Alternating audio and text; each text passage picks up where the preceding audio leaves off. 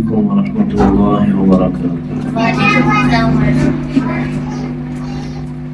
بسم الله الرحمن الرحيم.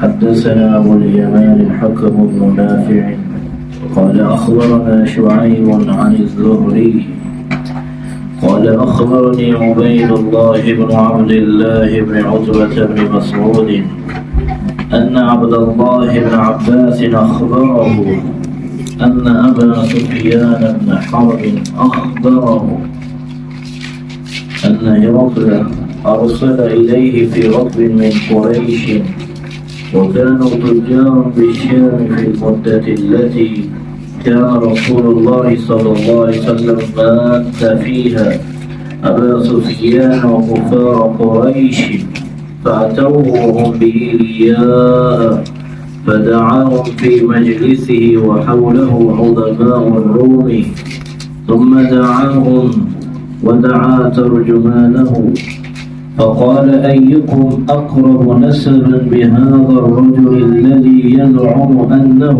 نبي؟ قال أبو سفيان فقلت أنا أقربهم نسبا فقال أدنوه مني وقربوا أصحابه.